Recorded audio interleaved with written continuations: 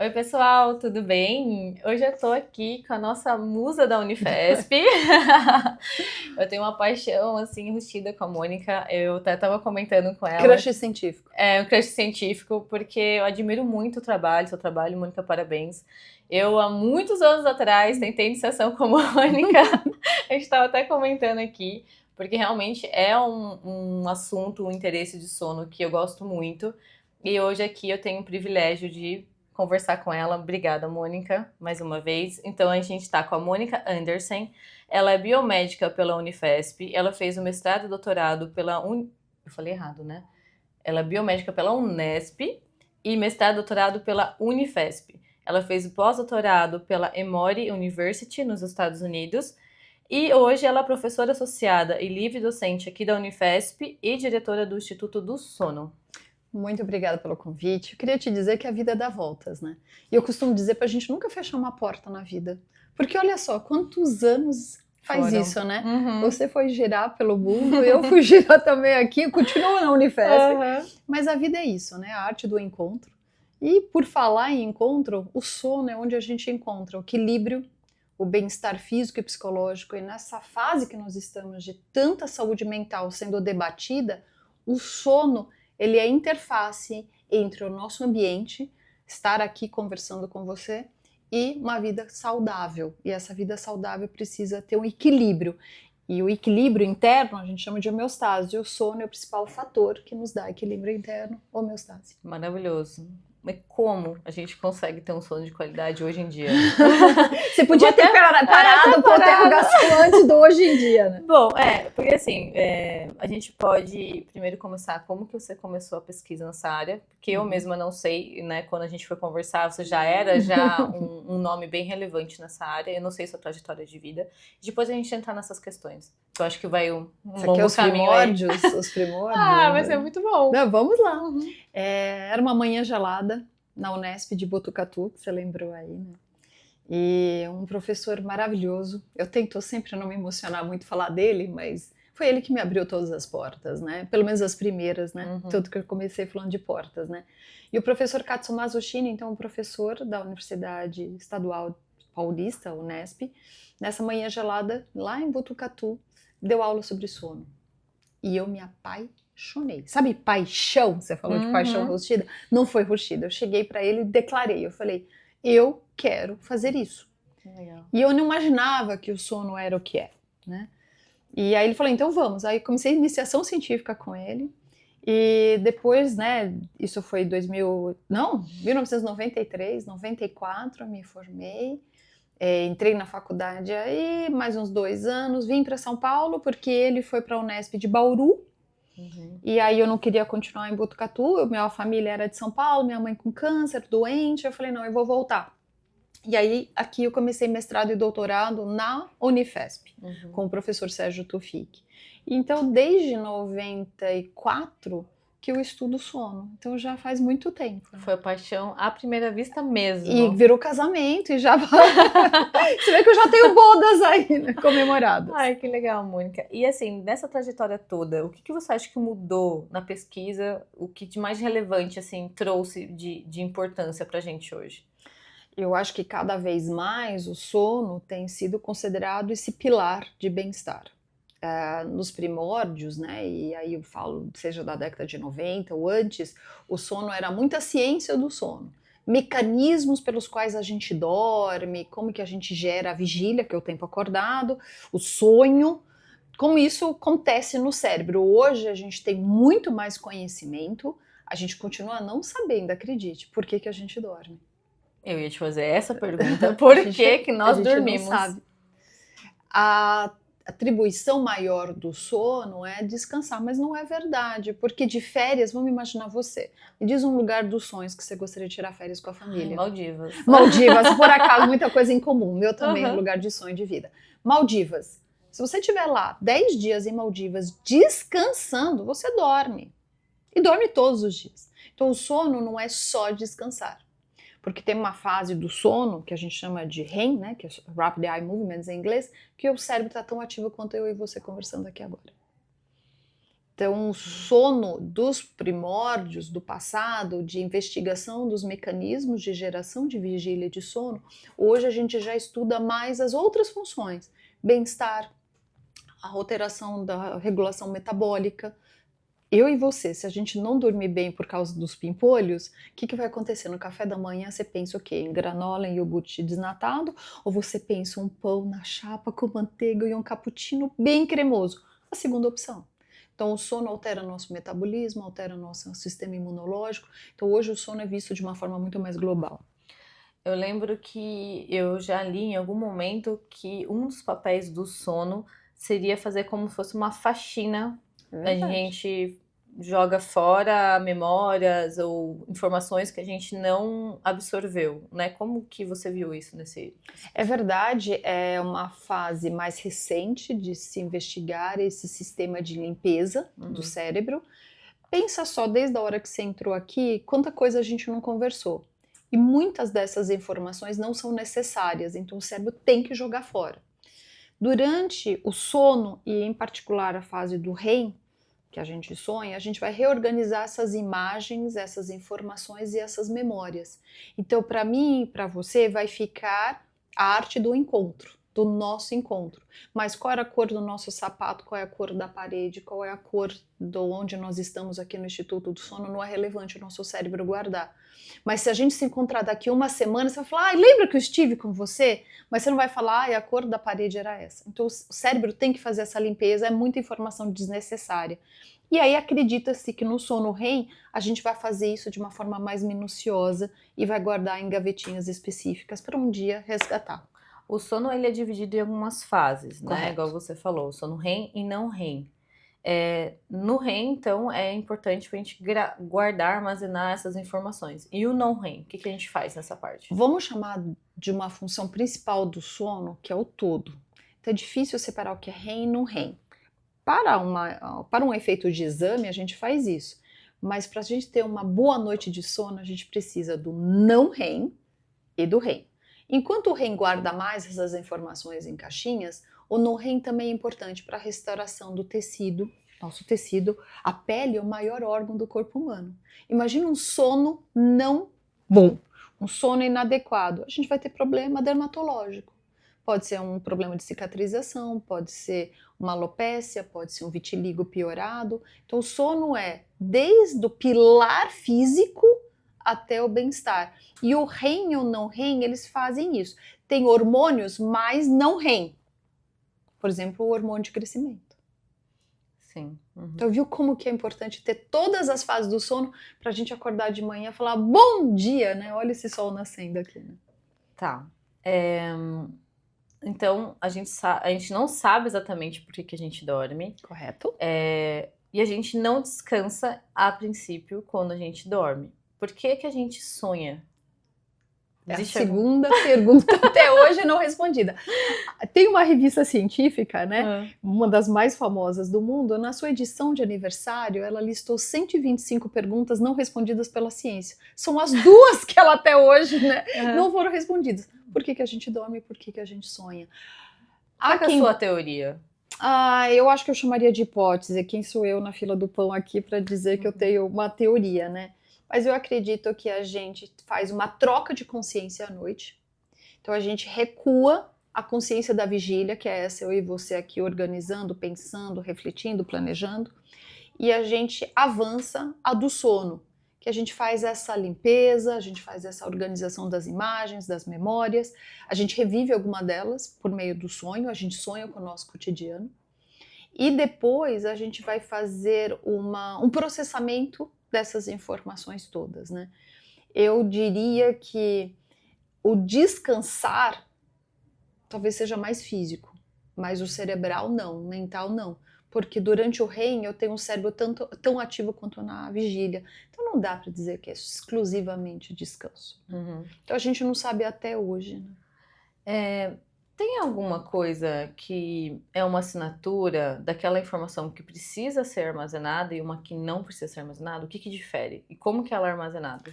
É uma pergunta de $1 milhão. Tô fazendo perguntas muito difíceis hoje. Você tem o perfil cientista, é isso, não tem o né? que fazer, né? O teu perfil aí que não muda, né? Acredita-se que algumas informações ativem conteúdos emocionais maiores. Então, se eu falar da sua família, você vai gravar, isso vai te aflorar mais conteúdos que vão ser guardados. Mas se eu te falar da taxa de imposto, do tarifaço, se eu te falar de outras informações, meu cérebro agora não precisa armazenar isso. Então fica muito difícil a gente até hoje dizer por que o cérebro guarda algumas informações, por que aquilo é relevante, encontra outras informações, você quer tanto lembrar.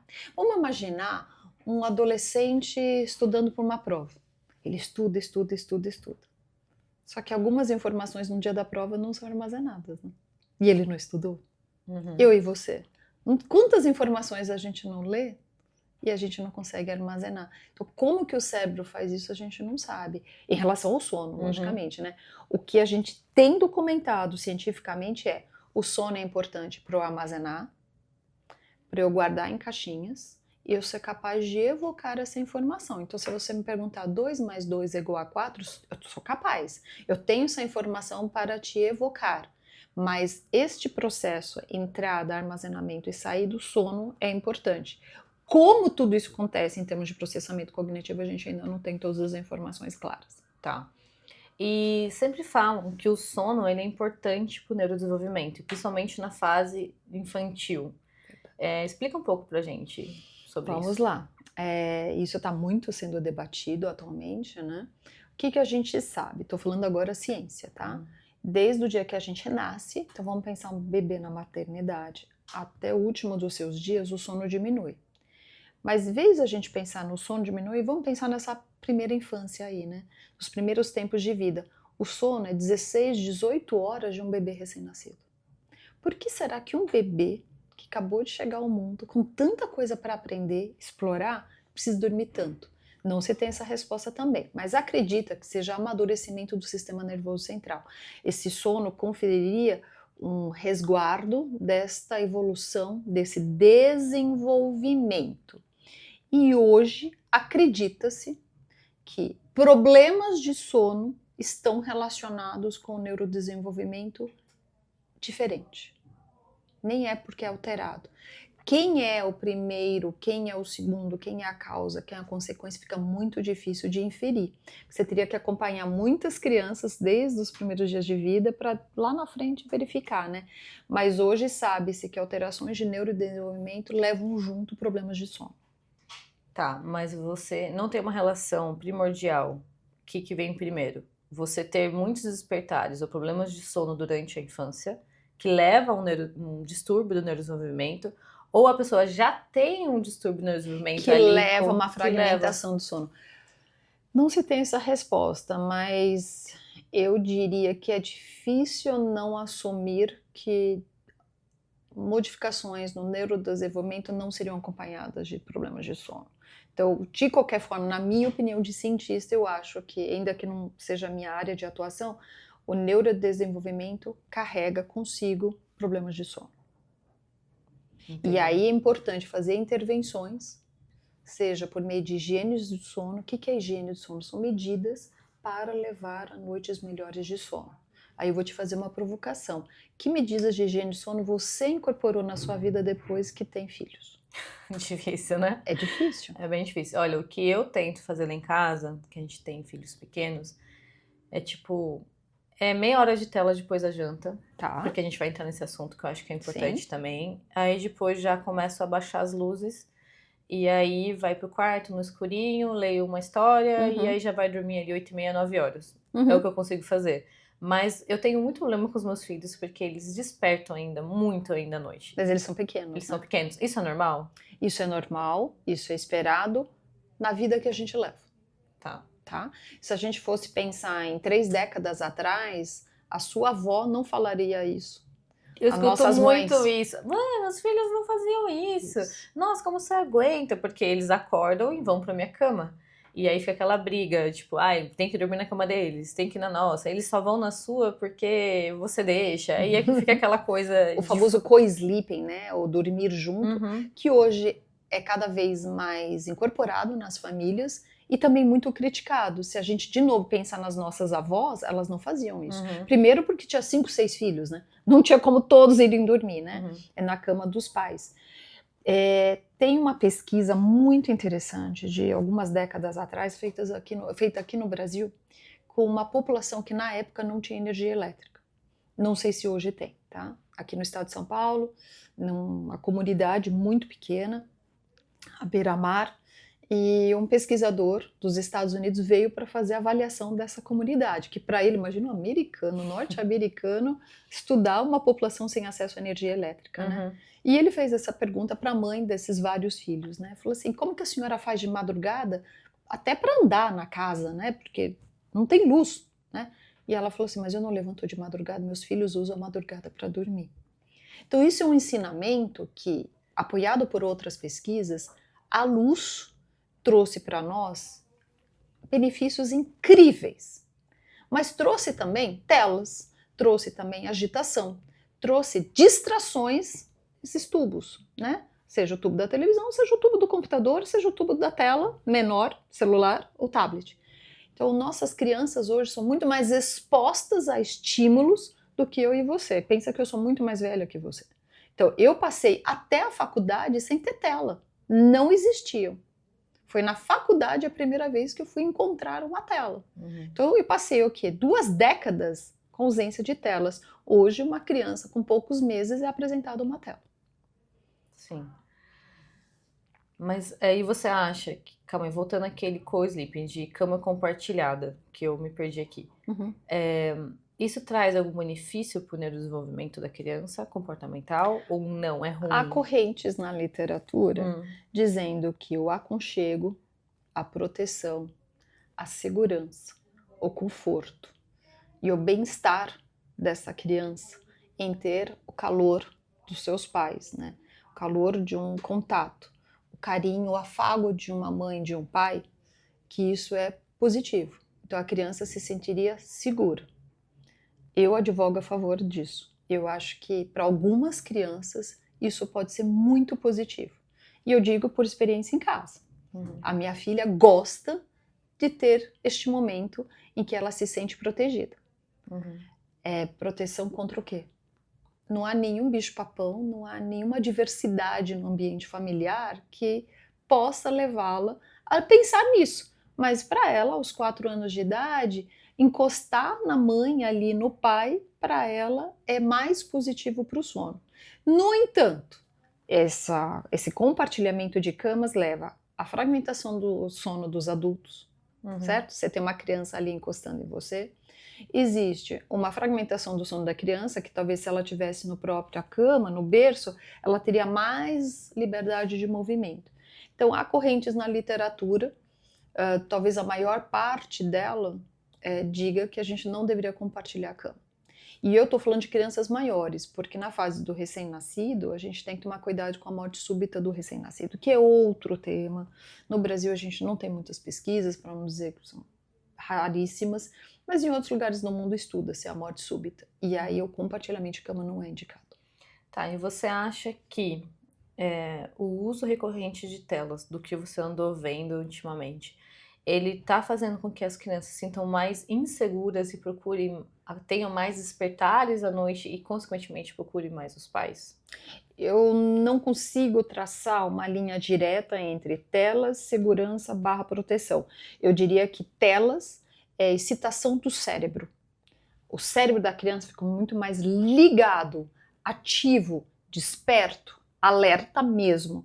E isso faz a dificuldade desta fase do relaxamento. Você disse uma coisa ótima, eu reduzo a incidência de luz. É o que a gente tem que fazer à noite. A gente não pode chegar em casa, acender todas as luzes, brincar de pega-pega, de esconde-esconde, e de repente você fala assim, não, agora é hora de dormir. Então a gente tem que ir reduzindo os estímulos. Você falou, meia hora de tela, é a vivência nossa do 2025. 2005 não era assim. Fica muito difícil para um casal que chega em casa, tem que pensar no jantar, tem que pensar nas atividades, nos afazeres domésticos, cuidar, estar presente como pais, e você falar, eu vou ser a única família que não dá acesso à tela. Tem gente que consegue, Mas Casa de Ferreiro, Espeto de Pau. A Laura também tem direito à tela. Ela chega da escola às 6 horas e eu permito essa meia hora, esses 40 minutos, e aí ela quer brincar. Mas essa brincadeira tem que ser algo mais pausado, mais tranquilo, e aí se caminha para a higiene do sono. Vamos diminuir a luz, vamos favorecer uma leitura, vamos contar uma história, e aí cada família tem a sua dinâmica. Tá, então, dicas é essa, né, da higiene do sono. Diminui a luz, conta uma história, menos telas. E você acha que esse uso de telas seria melhor de manhã do que à noite? Com certeza, Né? com certeza. Mas, assim, eu também tenho uma rotina igual a sua. Eu acabo permitindo à noite ali por questões N de E eu acho família. também que você conhece, eu acho que, né, vale a dica para os pais, cada um conhece a sua família. Tem crianças, talvez, que se assistir um desenho, alguma atividade interativa ali do tablet, vai ficar muito mais com excitabilidade do cérebro. Aí a família já sabe, né? Para aquela criança, naquela rotina, não dá. Talvez a escolha também do conteúdo, isso eu acho importante ser dito, né? Uma coisa é um desenho mais lento, outra é uma coisa de ação, videogame. Então, assim, a gente tem que tomar só o cuidado. Eu acho que eu mudei muito a minha opinião de cientista para uma cidadã, mãe, depois que nasceu a Laura. Era muito fácil te dizer, está errado. Porque se você olhar as diretrizes internacionais, tela é 0. Tela não faz bem. E não está errado, isso é ciência. No entanto, para as dinâmicas, para as vidas atuais, fica muito difícil falar o que você vai fazer a hora que você chegar em casa, você vai dizer o não, a gente já tem que dizer cada vez mais não pelos perigos que a gente enfrenta, então talvez algumas concessões que é como eu enxergo, talvez a concessão de meia hora, 40 minutos, conteúdo, com vigilância dos pais, você saber, e o que tem sido mostrado, e isso foi num congresso 2 meses atrás, que o acompanhamento dos pais neste momento de tela é positivo para a criança. Então você está do lado da criança e fala assim, você tem uma filha, não é? Tem 2. Isso, você fala assim, vamos assistir juntos?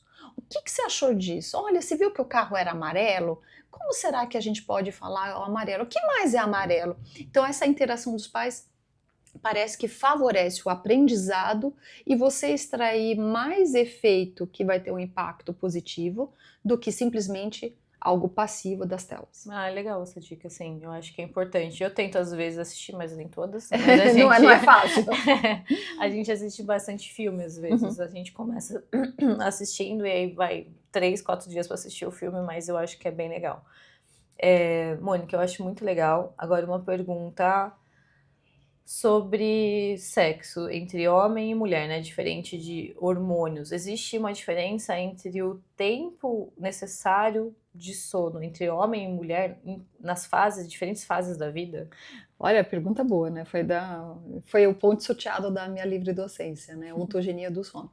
Então vamos lá, a gente tem o desenvolvimento do sono ao longo da vida, como eu falei, então a gente começa dormindo 16, 18 horas e a gente vai terminar na vida adulta, nós hoje, com nossas 6, 7, 8, 9 horas, tá? Há uma dicotomia a partir da menarca. Até 6, 7 anos a gente não consegue ver muita diferença, aí vai passando 9, 10 anos. Aí algumas pesquisas mostram as meninas um pouco mais agitadas e os meninos um pouco mais tranquilos. Eu já vejo isso agora na minha casa. Isso, exatamente. Na um prática, de 6 ou de 4. Exatamente. Você de 3, né? Falei errado. Você começa a ver uma consistência do padrão dos meninos e as meninas um pouco mais ativas, né? Aí tem a menarca, a primeira menstruação, e aí começa a separar as meninas com mais dificuldade para o início do sono e os meninos um pouco mais parados, sedentários. A gente tem que tomar cuidado para não sobrepor a ideia que a gente tem que os meninos são mais arteiros, que os meninos são mais ativos em termos motores, isso eles são mesmo, né? E as meninas mais com atividade linguística, verbal, as meninas, né, tem sido mostrado em alguns estudos que elas falam mais palavras, né, e mais cedo. Mas isso, por favor, não leva como uma verdade. Tem meninos de 2 anos que falam muito e tem meninas que são mais quietas. Mas, de uma forma geral, as meninas com a habilidade verbal exacerbada, positiva, falantes, e os meninos mais com atividade motora. Em relação ao sono, isso vai abrindo, então as meninas com mais dificuldade para o início do sono, isso durante a vida adulta acaba virando 1/3 da população de São Paulo, 32% das mulheres queixa-se de insônia. E pior é com a menopausa, né? E aí com a menopausa tudo complica. Em relação aos meninos, que aí vão se tornar homens, né, na vida adulta, há mais, tudo que eu tô falando é ciência, tá? Mais queixa de fragmentação do sono, distúrbios respiratórios e mais necessidade de tempo de sono. Então, uma sonolência excessiva diurna, que tem uma sigla SED, que hoje é muito frequente entre os homens. Então, parece que os homens queixam-se de mais sonolência e as mulheres mais de insônia. E se a gente for ver, isso lá em casa já. de cada 10 amigas que você tem, 3, né, 30% tem queixas de insônia. Sim, eu vejo muito isso. Nem estamos aí em idades avançadas, eu tô com 38.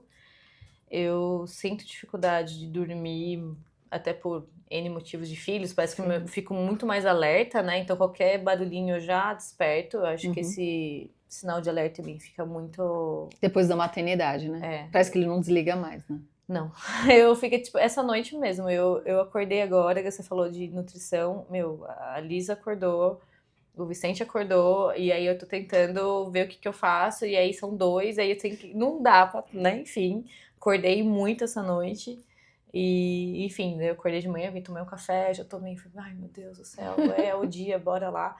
E ao mesmo tempo eu sinto muito mais esse alerta, que eu fico com muito mais despertares, e às vezes eu tenho dificuldade de dormir, e o meu marido é o oposto. Ele quer sentar, encostar e dormir, pra ele pode cair o mundo e que tá tudo bem. Ele acorda, assim, né? Sim. Mas, assim, ele parece que relaxa mais, assim. E o alerta menos ativo, né? Porque eu acho que ele confia na gente ali. Isso!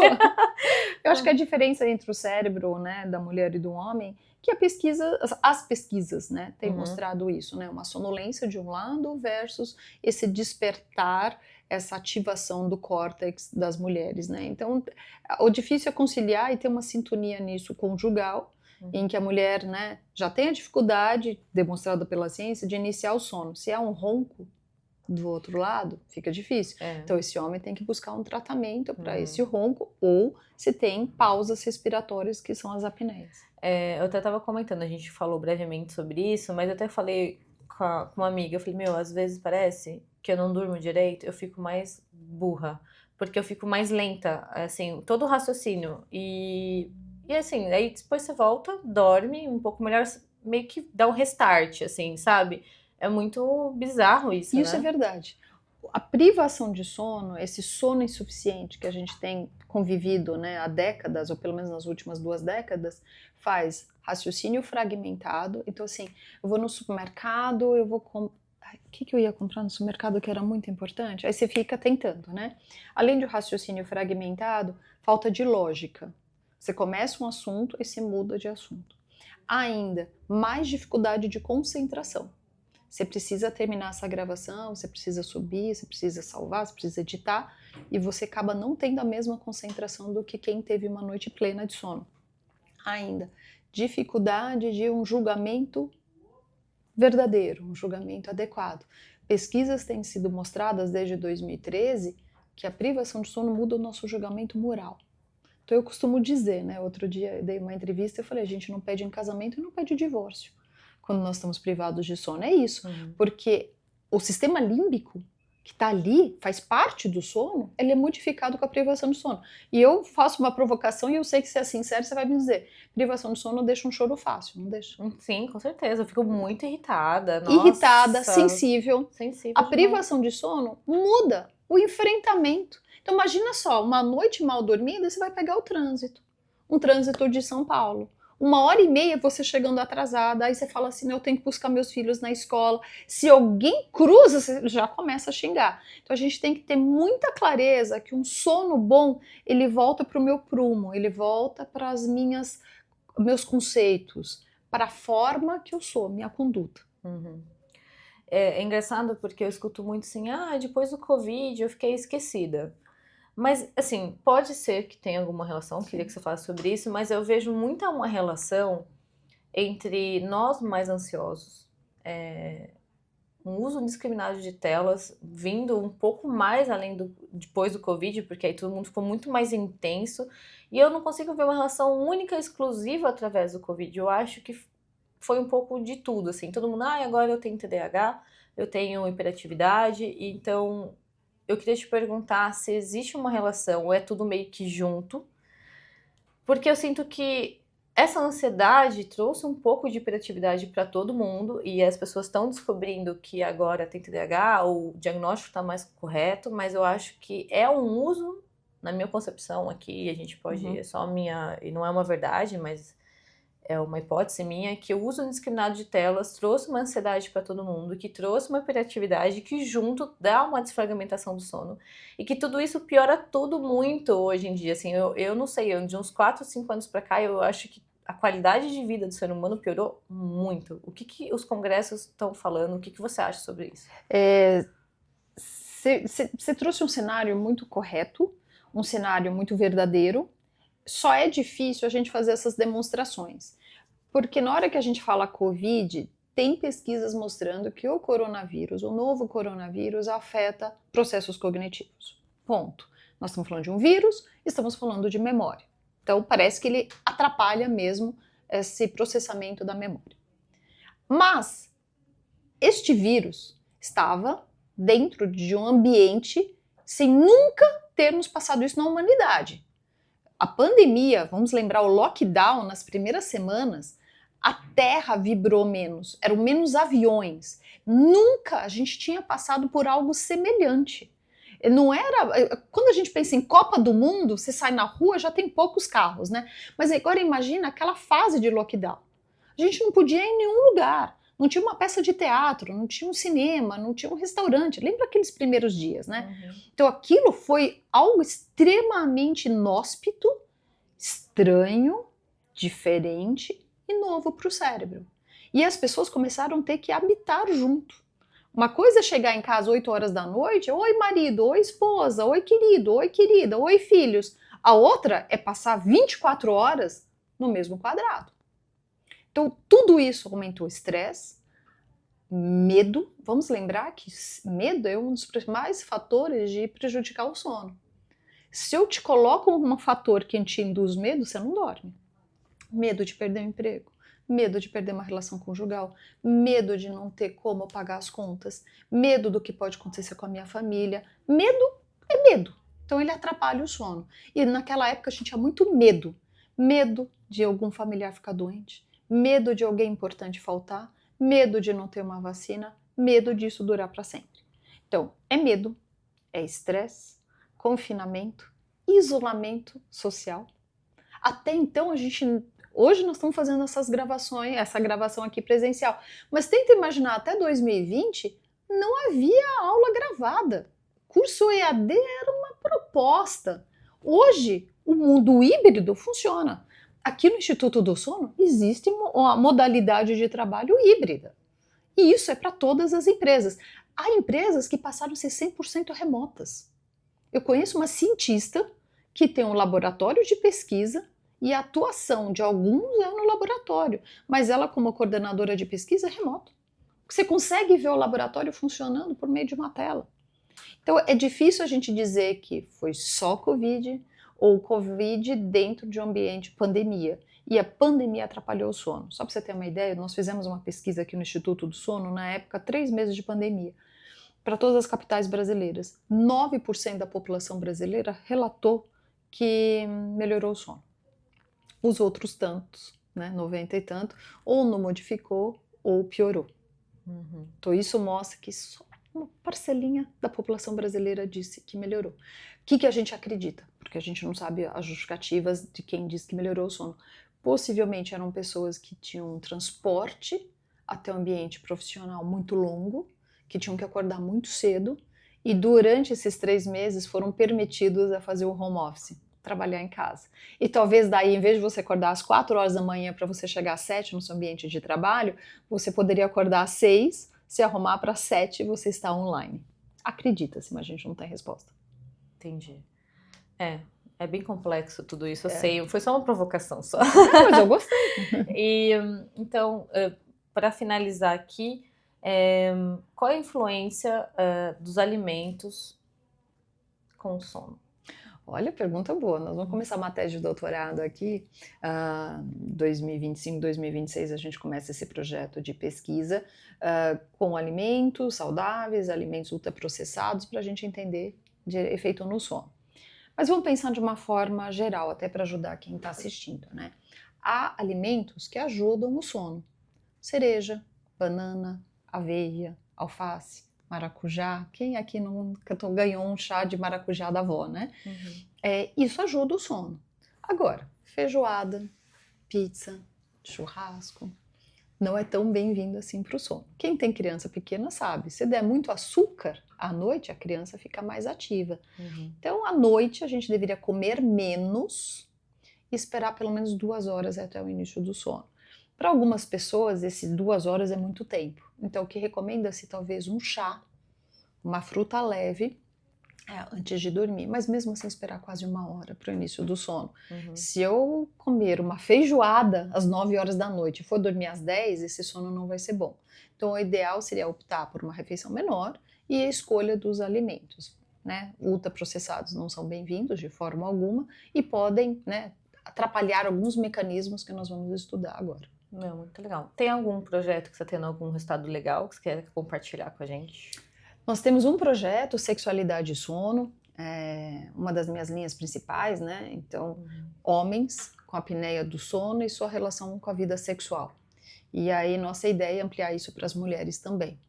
É complexo estudar a sexualidade e muito mais com sono, que também tem um aspecto subjetivo, mas um dos pilares de qualidade de vida também é a sexualidade.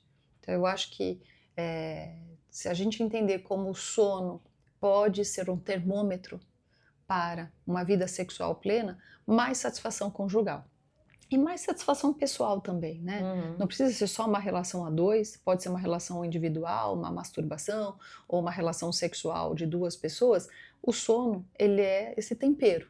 Um sono bom te dá mais excitação, te dá mais frequência e prazer sexual. E não sou eu dizendo, é a pesquisa, né? São poucas pesquisas no mundo, mas eu acho que é uma das áreas principais que deve avançar bastante.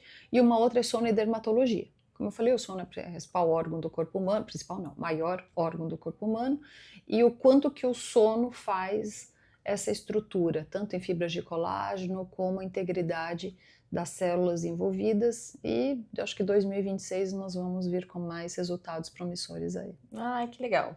E agora então, a Mônica, vamos falar do projeto da Mônica, chamado Dona Ciência. Eu já ganhei esses livros aqui, gente, pra gente distribuir. Vai ser muito bem-vindo, muito obrigada. Mônica, fala um pouquinho mais do seu projeto. É a Dona Ciência, né? É um projeto começado, né, em 2016, ano que vem uma década aqui, mais de 60 cartilhas infantis. É um projeto totalmente voluntário, filantrópico, não tem nenhuma venda, né? São pessoas voluntárias que escrevem os gibis aqui, né? Eu distribuo em escolas e creches, vou nas comunidades, converso. Semana retrasada mesmo teve uma outra iniciativa em relação à Dona Ciência, essa professora cientista idosa, extremamente simpática. O rosto dela foi escolhido por crianças numa escola em Goiás e tem várias histórias que ela pode contar, desde astronomia, desde física, desde acessibilidade, aqui ó, síndrome do querido chá, sono nas estradas brasileiras e por aí vai, né? E tem também de autismo, alterações de neurodesenvolvimento, doenças raras e por aí vai. Então, eu convido vocês a conhecerem mais, né, sobre a Dona Ciência. E quando você falou hoje, né, de a sua iniciação científica, eu fico pensando, né, quantos jovens têm acesso à ciência no Brasil? São poucos, porque a gente tem problemas tão maiores, a gente tem violência doméstica, que essa criança, infelizmente, pode presenciar, a gente tem uma dificuldade de chegar às escolas, seja pelo caminhar, seja pelo transporte. A gente tem uma dificuldade alimentar nessas escolas, o que ela recebe de aporte nutricional, e ao chegar em casa, qual o ambiente que ela tem para fazer o seu exercício, a sua lição de casa. Então, que a Dona Ciência talvez seja um fator motivador dessas crianças falando assim, o estudar pode ser legal, a ciência pode me trazer uma possibilidade de uma atuação profissional, né? Quero ser jogador de futebol, então o esporte, tem um sobre esporte. Então essa é a minha ideia, espero que esse projeto continue, né? É um apoio integral aqui da Associação Fundo de Incentivo à Pesquisa, a FIP, e uma das mantenedoras do Instituto do Sono, né? Então, convido vocês aqui e obrigada por me ajudar a compartilhar amanhã, que você tem uma atividade amanhã que você vai me ajudar a divulgar. Com certeza, vou marcar aqui em todos os posts, aqui na descrição do YouTube também. E muito obrigada, Mônica. Nossa, foi maravilhoso. A vida era pra gente se encontrar de novo, certeza. Mas agora o mundo vai se girar mais vezes, né? Com certeza, com certeza. Foi um prazer. Obrigada mesmo. Pela Parabéns oportunidade. pela sua pesquisa e que você continue iluminada, trazendo muita informação para E que você continue com sua motivação, você descobriu um caminho novo. Uhum. Né? Então, por que não divulgar e ser comunicadora da ciência? Sim, com certeza. Obrigada. Um beijo. Obrigada, querida.